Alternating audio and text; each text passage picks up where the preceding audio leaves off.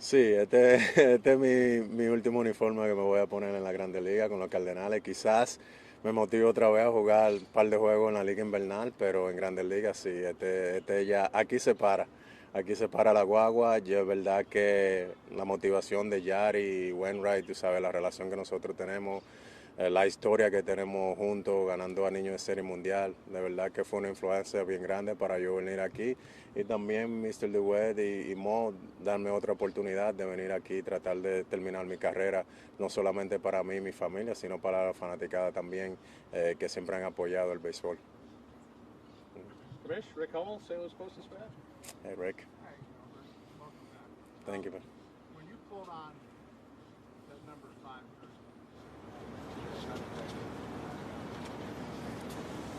Oh, it feels great. I mean, just to walk into the clubhouse, remember for 11 years, actually 12 years, because I went through a couple of times, when I was in the minor league, but it just brings a lot of great memories. That's where everything started. The first thing I did when I walked in, I came to the back, and I remember the locker room that I used to split, in 2001, when I made the ball club, and you know, from there on, every year that I came down to spring training, I always look at the locker room because that's where everything started for me. That's where my career started, in the big leagues. So it's really special, and just to see the young guys, the Sandman, they're really excited, and we have a great ball club around. I mean, it's just pretty awesome. So talking in the dugout with some of the young guys, and just picking my brains about the approach already that I take it in the game. I think to me that's what I'm here for, not just you know to win, but also to help these guys. They're the future of this organization. So I think for me, just like many players done it for me, Jimmy is one of them, Jim Emmons, Placido Polanco, Edgar Renteria. It's my job now, to do the same thing. I've been doing that for the other organization that I played, and I'm going to continue to do that here. Tyler, another one? Albert, everybody knows that St. Louis is special, but what do you miss about St. Louis last 10 years about being a part of it? Well, the thing is that I can't go back. All I can tell you is like I'm excited to be back and looking forward to 2022 season. So whatever happened 10 years ago, it happened. So not even 10 years ago, almost 12 years ago, I guess.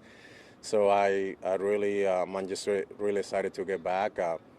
I felt like yes, I might be wearing a different uniform, but I felt like I never left. I still have my foundation there. I still was coming to St. Louis to do a lot of my event through the Pujols Family Foundation. So, and the people still treat me the same way.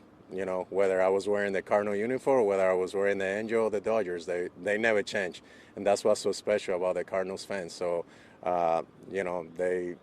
they love you when you wear their uniform, but they still love you because you're part of this organization. And I think they treat every sport the same way. So I'm just really special, and I'm humbled by that, and just really excited. I felt like, yes, I probably went to Southern California for a while, but I felt like I never left St. Louis because I was the majority of the time in the off season making an appearance back and forth doing event through the Pujols Family Foundation.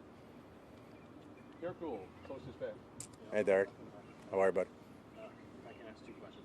You touched on it with Rick about giving back. I wonder what last year with the Dodgers kind of showed you about this kind of new role, not that you have kind of as a, I think they call you the whole spectrum. Just the notion of how you could excel on the field, maybe in kind of a part-time role, but also have such an impact on the clubhouse by not being a start, and how you could kind of appreciate that. Yeah, and I think with Mo, Ali, those are the communication that we all have. I mean, those are stuff that we discuss. It's not for you guys to know, what we talk, in private. And I think communication is really huge. You lay everything on the table, and that's what I'm sitting here today. I mean, it's they knew that they can use me the way that they want to use me, and my job is to, whenever I had the opportunity, in the field, not just demonstrate myself that I can hold this ball club, but off the field and then in the dugout, because at the end of the day, remember, I was a young player. So a lot of people had a great impact, in my career. So I want to make sure that I do the same thing and give back to these players. So I had a great year with the Dodgers last year. I had a great experience in that role, if you want to call it. But at the end of the day, I think it's just that, man. Focus on what we want to accomplish, and that's winning a championship, and that's our main goal. I want to ask what you've been able to do, and you come in here with about a week or so left in camp. Yeah. How quickly you can be ready for the I've been working out. I mean, as you see, I didn't took anything for granted. I took probably 3 weeks off after I was done with winter ball, maybe 2 weeks, and I start working out again and knowing what I want to do and knowing that the DH might be an opportunity to open door not just for me, for a lot of other players. So I just stay in shape. I've been facing some live pitch back in California. I'm hitting probably about 5 times, three or 4 or 5 times a week. So just getting myself in shape. So kind of having my little sprint training on my own, knowing what I need to do to be focused and ready. Because when that call came, like it did yesterday, I didn't want to just all of the sudden rush and try to get ready. I feel like I can get in the field tomorrow and play, because I've been doing that. Obviously, haven't been facing so many live pitch, but I don't think anybody in the locker room has faced that many live pitch. It's a really weird spring training. It's not your regular spring training. So, but for me, it's always been what I do in the cage, what I do in batting practice. The game, yes, that gets your legs on shape and all that. But I think I know what I need to do, and that start from the cage to the batting practice and the things that I need to do in the field with my ground ball, whatever it is, So, and I know what it takes to get ready, so it won't be that long. Ben Critters and St. Louis Post-Dispatch. Thanks, man. I'm curious what when you made the trip back to St. Louis with the Angels, you were very emotional during that visit. Did that kind of put in your mind the idea that you wanted to make this happen if it lined up in the future? No, I mean, to tell you the truth, I didn't, because it was pretty emotional in 2019 too. So, it was pretty special. I mean, anytime that I came through those 2 years, 19 and last year, I mean, just is pretty special. It doesn't surprise me the way that the fans and,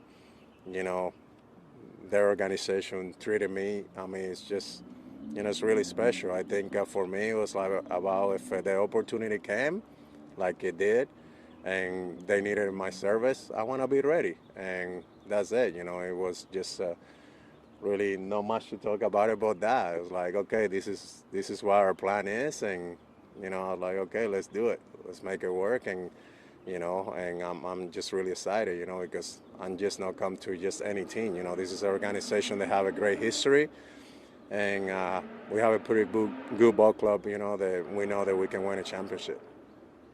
Let's take one or two more. Chuck King, Associated Press. Along the lines of what Kamish asked, what were you thinking as you walked out the wall, seeing all the fans? Yeah, I had to put a little smile because I was gonna get a little bit emotional, because I'm a pretty emotional guy. It doesn't take that long, and having the fans just to appreciate, and like I say, thank Mr. DeWitt and Mo, for making this happen, and the whole front office. I mean, it's just really special. So I can't wait until, in a week or so, we're back in St. Louis and just, really get in that field, with 45,000 people opening day, and just hopefully try to win again and help this ball club to win. So, yeah, it's pretty special. Just a little taste. But like I say, it doesn't surprise me either, because I know how these fans are. So I seen it, the way that they support their team, and I seen it the way that they support all the team that comes around, and the history that players have done it, against us. So it's just pretty special. John, you started us off. Why don't you give us a closing one here? It's been a long day for everyone. We got a lot all season to talk. John Denton, MLB.com. Ollie said this morning, when you're a DH, it's like pinch hitting 4 times a game. Is the mindset different when you're a DH as opposed to when you're playing in the field? Yeah, remember, I got the opportunity to do both, first base, and then because the injuries being in the American League DH, so early when I did it several times with the Angels, I had a coach, David Ortiz, and he walked me through the things that I need to do, help me out. I talked to Edgar Martinez several times when I went to Seattle, so I'm pretty comfortable. I think it's something that you got your mindset and you need to train that for. It's not easy to do, but I think when you know that that is your job to come over here and just be ready to go and just do the little routine and prepare yourself for the game. And try to do the best that you can to help this ball club to win. That's what I'm gonna try to do. And nothing is gonna distract me. Whether I play in first base one day, the Goldschmidt is need a day off, or whether I'm DHing. At the end of the day, I'll be ready to go for whatever these guys is calling me to do. So, my job is to be in the locker room. He makes the lineup, they make the call. So my job is to be ready to go when my name is called. So I'll be ready. All right. Well, thank you, Albert. Welcome back. Bill, thank you. Thank you, Mo. Thank you, Ali. Thank you, everyone. Thank you, guys. We'll, Thank get you. back Appreciate at it. tomorrow. Or the next day. You want to knock it out? Okay.